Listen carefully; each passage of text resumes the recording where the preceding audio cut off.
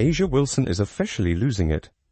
A stunning new report out of the Saudi League just declared that Caitlin Clark is worth 10 times more than any player in the entire WNBA, and it sent shockwaves through the basketball universe.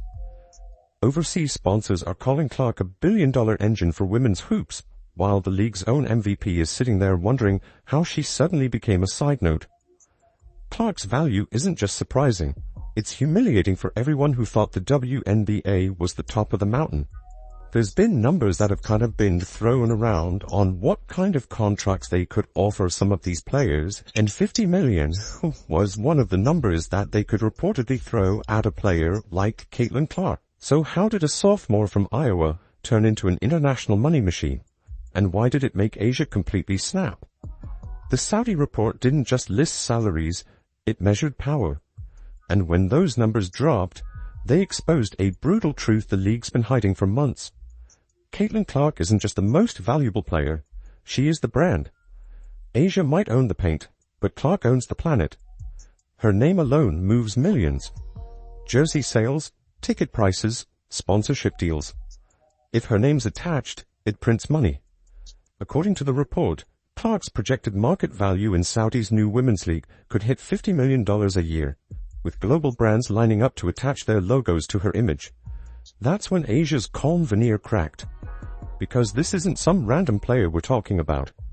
A'ja Wilson is the reigning MVP, a 3-time champion, the face of Las Vegas dominance. She's earned her stripes, worked her tail off for respect. And yet here comes Caitlin Clark, 1 season in, and suddenly she's being treated like basketball's financial messiah. The timing couldn't have been worse. Nike had already thrown down that record-shattering $28 million endorsement, the biggest in women's basketball history.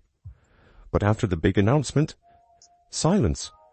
No commercials, no signature shoe, no rollout. Just nothing. And that nothing got loud. Fans started whispering, why would Nike hand out that kind of deal then disappear?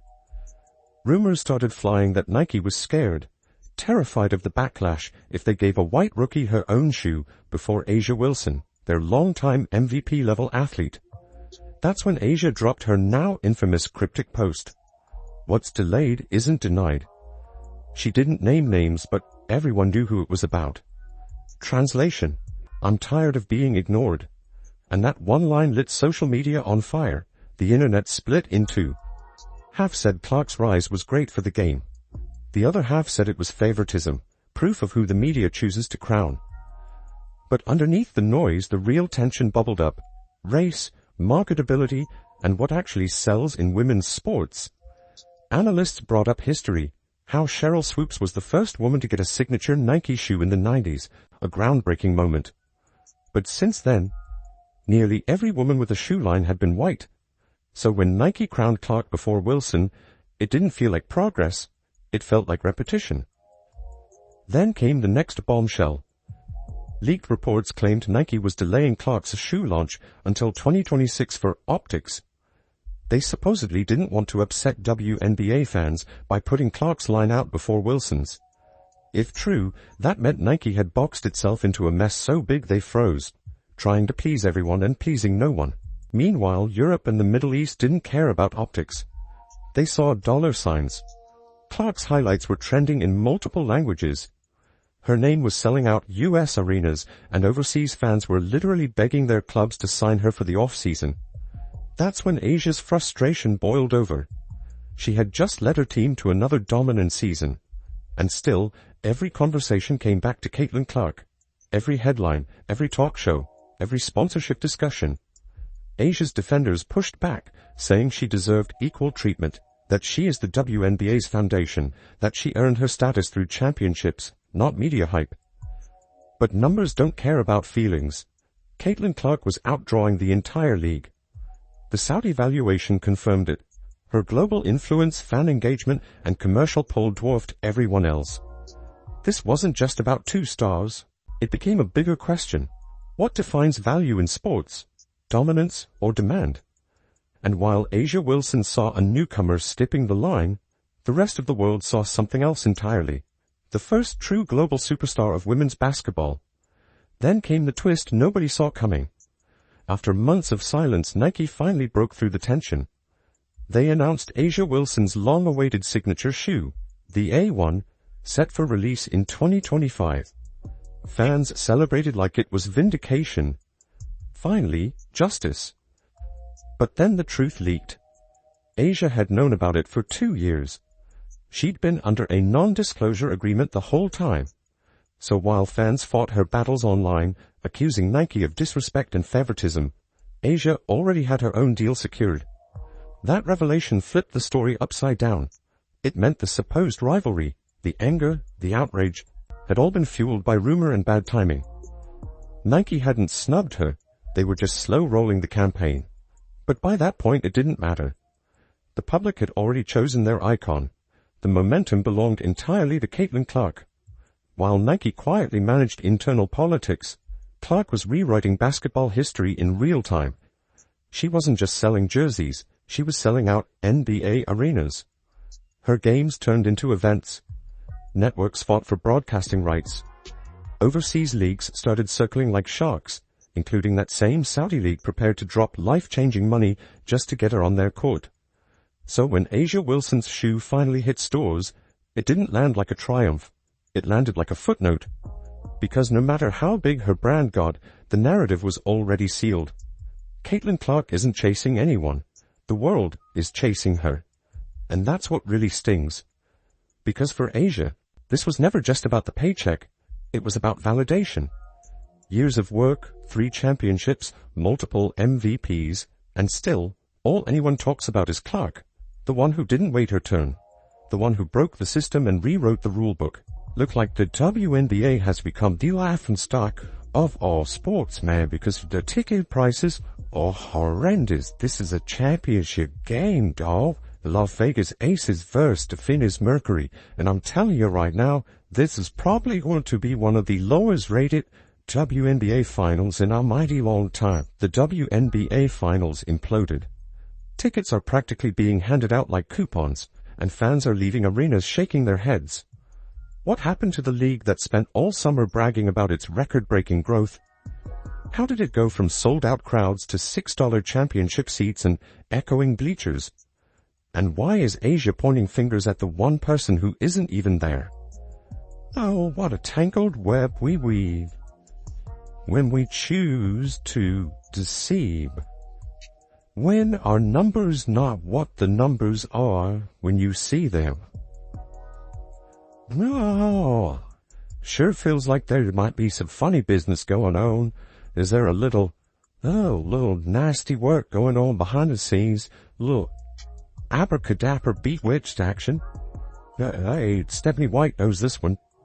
Yeah, she's conjuring up ratings for the Aces and the Mercury. Here's the uncomfortable truth. This isn't about one frustrated player. It's about a league that's been lying to itself since May. For months, the WNBA built its entire marketing machine around the illusion of unstoppable momentum, new fans, new sponsors, new energy. But the second Caitlin Clark was eliminated, the magic evaporated.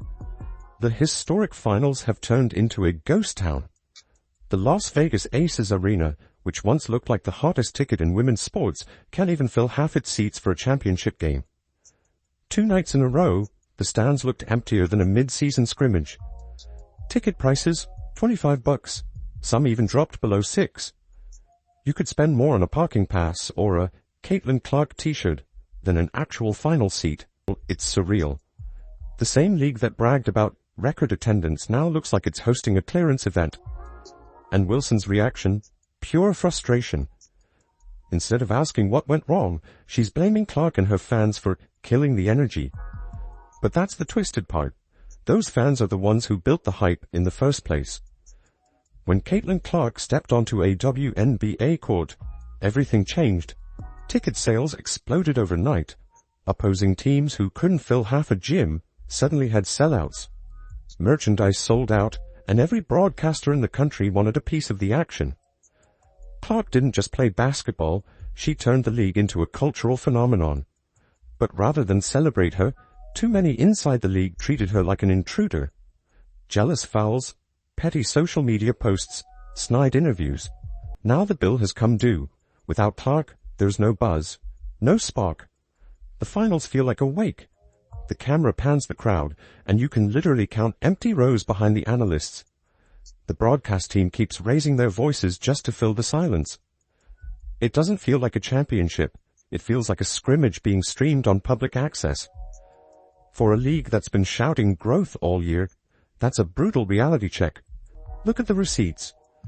When Clark's Indiana Fever faced the Aces earlier this season, courtside seats were going for thousands. Those same seats during the finals? Barely 500, and even those aren't selling. Social media's roasting the league with screenshots of ticket maps drowned in blue dots. One viral comment read, "You can buy final seats for the price of a Big Mac combo." Another said, "The silence in this arena is louder than the ref's whistle." It's funny, but it's also tragic, because deep down, everyone knows what's missing. The WNBA's growth wasn't organic. It was the Caitlin Clark effect. She was the reason casual fans tuned in, the reason sponsors cared, the reason the league trended on ESPN instead of getting buried beneath Little League highlights. She gave women's basketball something priceless, mainstream relevance. Instead of protecting that, the league treated her like a problem to contain. That's why these finals feel lifeless. The WNBA alienated the audience that made it relevant. You can't spend months mocking Clark's supporters and then expect them to buy finals tickets when she's not even there. Fans have long memories. They saw the hard fouls, the jealousy, the eye rolls. They saw the refs swallow whistles, the veterans taunt her after games, and the commissioner stay silent through it all. They watched the sport turn hostile toward its biggest draw, and they checked out.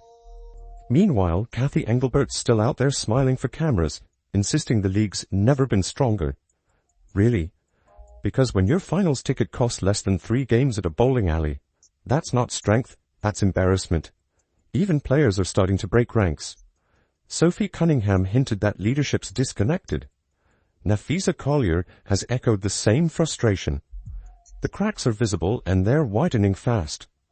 A'ja Wilson's meltdown isn't random, it's a symptom. It's what happens when the league's top star realizes she's holding a trophy no one's watching. She's angry, sure, but she's angry at the wrong person. This isn't Caitlin Clark's fault. This is the league's failure to understand why fans showed up in the first place. Clark wasn't just a ratings spike. She was a movement. She represented hope, excitement, and a new generation that actually believed in women's basketball. The league's veterans didn't embrace it. They resented it. And now that resentment has left them playing in half-empty arenas. Fans don't stay loyal to slogans. They stay loyal to people. And when the league made Clark the villain, it made those fans feel unwanted. You can't insult their favorite player for 6 months and then beg them to buy finals merch. They've moved on, and the WNBA has no one to blame but itself. Now the league's biggest name, A'ja Wilson, is standing in front of microphones trying to explain empty seats instead of celebrating wins. She's the reigning MVP, a 3-time champion, and somehow she's still losing the narrative. Because the truth is simple. Authenticity sells. And right now, Clark's authenticity is the only thing the league had left. The WNBA built its entire year on Caitlin Clark's back, then pushed her aside the moment she made everyone uncomfortable. They let jealousy drive the conversation, let bias dictate headlines, and now they're shocked that the energy's gone. You can't cash in on someone's popularity and then pretend she doesn't exist. You can't demand bigger TV contracts when your championship looks like a matinee. What's happening isn't just a bad look, it's a warning shot. The fans came for Caitlin Clark, not corporate PR. They came for fire, not politics. They came for competition, not complaints. And until the WNBA learns that lesson, this new era they brag about is going to collapse under its own ego. The finals were supposed to prove that women's basketball had arrived. Instead, they proved how fragile the illusion really was. The excitement, the buzz, the sold-out arenas, all of it revolved around one player. And now that she's gone, the league looks lost. So maybe instead of blaming Caitlin Clark, A'ja Wilson should be asking a different question.